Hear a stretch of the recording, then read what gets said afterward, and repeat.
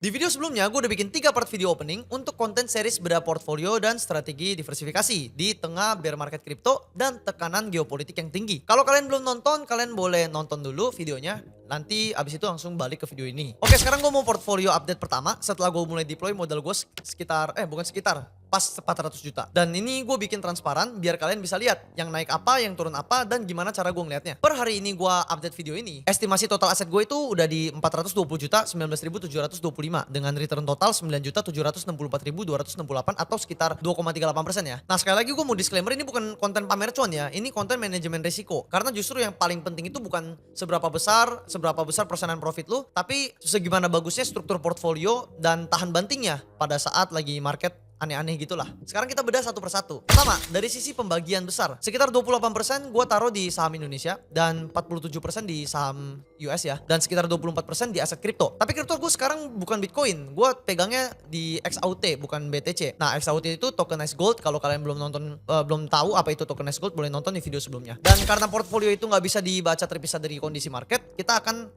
langsung aja masuk ke weekly market report. Nah, pertama kita mulai dari pasar saham Indonesia IHSG ya. Saat ini IHSG lagi berada di fase konsolidasi yang cenderung lemah. Tekanan datang dari beberapa kombinasi. Yang pertama adalah sentimen global yang belum stabil, lalu ada capital flow asing yang masih hati-hati, dibarengin juga dengan sentimen dari asing yang kemarin sempat negatif ya, seperti Moody's dan lain sebagainya, dan ekspektasi suku bunga yang belum sepenuhnya jelas. Tapi di sisi lain, saham-saham fundamental yang kuat relatif lebih tahan banting lah ya. Jadi ini bukan market yang hancur, tapi marketnya lagi selektif aja untuk balik ke fundamental seperti yang dikatakan oleh Menteri Keuangan kita Pak Purbaya. Uangnya tuh nggak keluar tapi berpindah ke saham yang kualitasnya lebih jelas aja. Kedua, kita akan update market US ya. Pasar saham Amerika masih menunjukkan ketahanan terutama di indeks besar, tapi pergerakannya udah nggak seagresif fase bullish sebelumnya. Market sekarang lebih sensitif ke data inflasi, kebijakan The Fed, dan ke valuasi saham yang berbasis teknologi. Artinya ini bukan market yang ngejar euforia. Ini market yang menghargai kualitas, konsistensi, dan diversifikasi. Agak mirip sama saham Indonesia ya, karena sama-sama saham dan Indonesia kan juga berkaca dari US pastinya. Nah, masih ada kemungkinan naik, tapi volatilitas juga naik, jadi harap waspada ya. Yang ketiga adalah ETF, SPY dan VGT. ETF seperti SPY dan VGT sekarang menjadi instrumen yang relevan karena satu, SPY merepresentasikan kesehatan ekonomi US secara keseluruhan, dan kedua, VGT fokus ke sektor teknologi tapi dengan pendekatan lebih terdiversifikasi. Di kondisi market kayak gini, ETF berfungsi sebagai exposure jangka menengah panjang, lalu tanpa harus tebak-tebakan saham mana yang jadi jagoannya atau pemenangnya. Dan yang ketiga adalah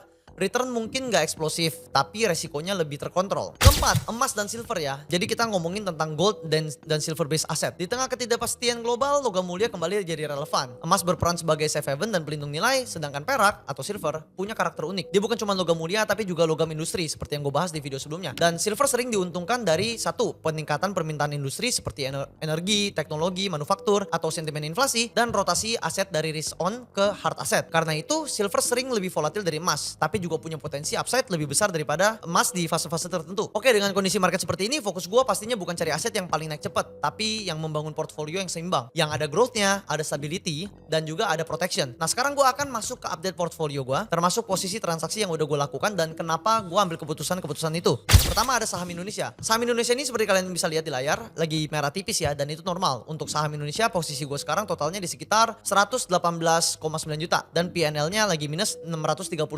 atau sekitar 0,53%. Ya, ini merah tipis lah ya, dan justru menurut gue lumayan sehat karena fungsi saham Indonesia itu di portfolio gue bukan buat meledak, tapi buat stabilitas lokal, fundamental, dan home advantage seperti yang gue udah bahas di video sebelumnya. Nah, gue lebih gampang pantau berita, kebijakan, dan sentimen pasarnya. Jadi gue lebih relax kalau misalkan merahnya di IHSG. Yang paling kelihatan jadi anchor adalah BCA. Nah, BCA gue sekarang udah 3,24% returnnya atau sekitar 2,58 juta. Nah, sekarang dia lagi berfungsi sebagai perannya ya, aset jangkar. Dia bukan yang paling kenceng lari nih, tapi dia yang bikin portfolio gue gak gampang oleng. Jadi di saat semuanya turun, BCA lagi nge-defense nih. Nah, itulah pentingnya diversifikasi. Lalu yang lagi merah itu ada beberapa seperti GPSO, Bufa, Antam, dan Archie. Nah, GPSO ini sekarang minus sekitar 4,98%. Ini emang kategori yang gue taruh kecil karena gue lihat ini udah high risk ya. Kalau dia beneran tumbuh, dia bisa bantu growth. Kalau enggak, kerusakannya terbatas karena porsinya kecil. Jadi ada manajemen risiko juga di sana dari segi porsi.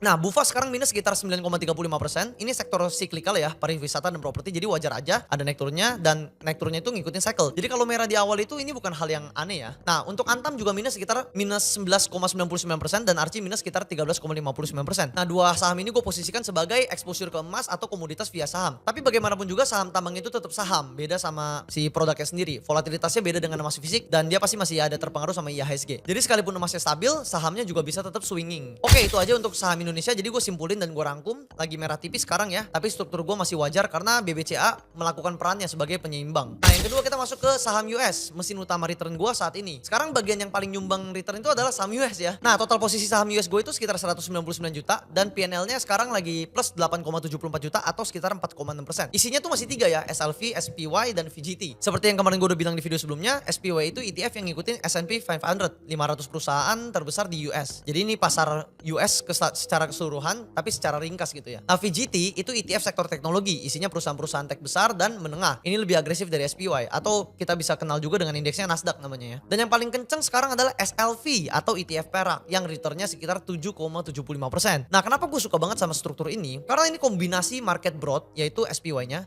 dan growth di saham teknologinya via VGT. Dan ada juga exposure ke komoditas via SLV. Jadi nggak semuanya ngikut satu arah yang sama, walaupun sahamnya lagi swinging ya, tapi komoditasnya tetap naik.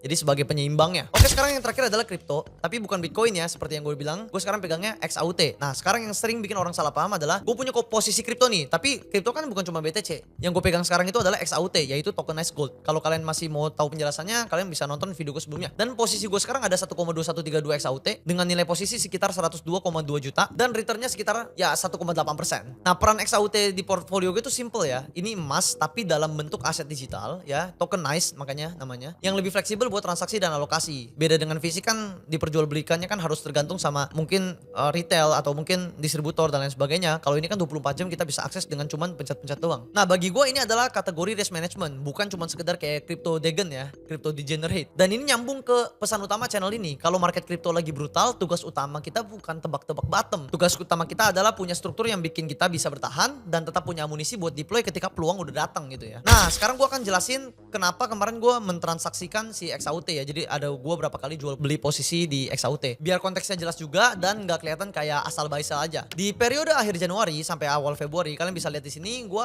ada jual beli XAUT. Gue beberapa kali jual dan beli ya. Bukan karena panik, tapi karena gue memang lagi ngatur ulang size dan average di aset emas digital ini. Dan karena sempat ada kesempatan untuk swing trade sedikit-sedikit, jadi gue manfaatkan kesempatan itu untuk mencari growth sedikit di portfolio gue melalui XAUT. Nah, tujuannya simple, udah pasti karena ya nggak munafik lah ya, realisasi sebagian profit dan nunggu kesempatan re-entry di harga yang lebih rasional, atau kita ngomong langsung forwardnya aja lah di harga yang bagus ya. Setelah itu ketika harga XAUT koreksi, gue masuk lagi secara bertahap dengan nominal yang hampir sama. Ini bikin average harga gue jadi lebih sehat tanpa harus nambah resiko berlebihan. Dan penting untuk dicatat bahwa ini bukan trading agresif ya, ini position management dan gue menggunakan time frame 4 hour dan daily. Gue gak keluar dari emas karena bearish, tapi karena emas sudah naik cukup cepat ya, dan gue melihat momentumnya ada juga, dan gue mau posisi yang lebih optimal untuk jangka menengah. Sekarang posisi akhir gue di XAUT ada sekitar 1,21 XAUT dengan nilai kurang lebih 100 juta rupiah dan statusnya udah profit ringan nih. Artinya fungsi XAUT di portfolio gue masih sesuai berjalan dengan rencana, yaitu sebagai hedging, bukan alat spekulasi. Kalau market global makin gak pasti, posisi ini justru jadi penyeimbang ketika aset lain lagi volatil. Oke, itu dia update pertama dari portfolio gue. Totalnya masih profit ya, 2,38%. Tapi yang paling penting, lu bisa lihat mesin returnnya dari mana dan penyeimbang resikonya seperti apa. Jadi setiap keputusan gue ada penjelasan dan ada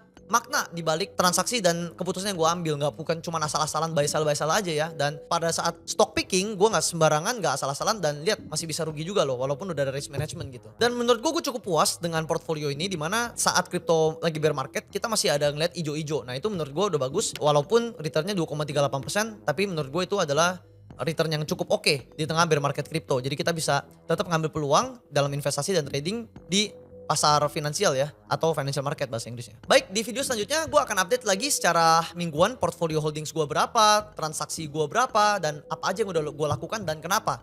Jadi kalau lu mau update rutin dan transparan kayak gini, kalian boleh subscribe dan nyalakan notifikasi untuk stay update sama video-video gue berikutnya. So, see you guys in the next video. Salam cuan!